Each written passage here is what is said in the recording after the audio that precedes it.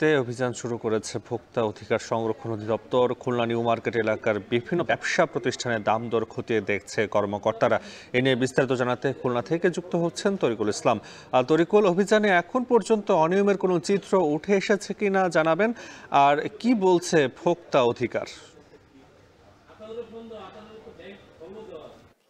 নাফি রমজানকে সামনে রেখেই আগে থেকেই শুরু করেছিল ভোক্তা অধিকার সংরক্ষণ অধিদপ্তর খুলনা তাদের বিশেষ অভিযান। সেটি রমজানের শুরু থেকেই কিন্তু চলছে। এটি খুলনা আজকে নিউ মার্কেট এলাকার যে কাঁচা বাজার রয়েছে বা নিত্য প্রয়োজনীয় যে পণ্য সামগ্রী বিক্রি করে যেসব দোকান, বিশেষ করে মুদি দোকান, সেসব দোকানে কিন্তু অভিযান চলছে। এবং এখানে আপনারা দেখতে পাচ্ছেন যে ভোক্তা অধিকার একের পর এক দোকানে তারা যাচ্ছেন এবং আইন শৃঙ্খলা রক্ষা বাহিনী সহ এখানকার যিনি দায়িত্বে রয়েছেন তিনিও রয়েছেন। তো আপনারা জানেন যে রমজানের আগে থেকেই গত প্রায় 2 মাসের বেশি সময় ধরে তেলের একটি ভোজ্য তেলের সংকট রয়েছে।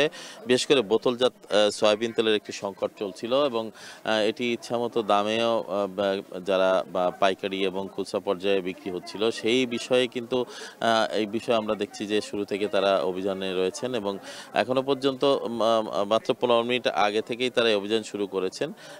খতিয়ে দেখছেন বিভিন্ন জায়গায় যে যেখানে দরদাম ঠিক আছে কিনা বা ভোক্তাদের উপরে রমজান মাসে বাড়তি চাপ হয় কিনা, সবকিছু মিলিয়েই এই অভিযান পরিচালিত হচ্ছে। পাশাপাশি গুণগত মান পণ্যের ঠিক আছে কিনা সে বিষয়ে এখানে অবশ্য বেশ কিছু ব্যবসা প্রতিষ্ঠান রয়েছে।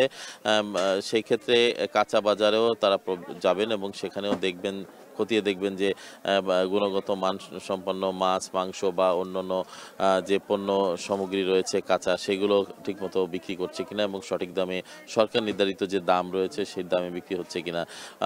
এই ক্ষেত্রে আমরা গত কয়েকদিন দেখেছি যে বড় বাজার এলাকায় বিশেষ করে সেখানকার যে নিত্য প্রয়োজনীয় পণ্যের দোকান, সেখানে অভিযান পরিচালিত হয়েছে।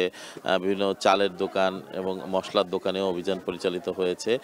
সেখানেও বেশ কিছু জায়গায় গতকাল আমরা দেখেছি ৭৫,০০০ টাকার মতো জরিমানা করেছে সেখানে।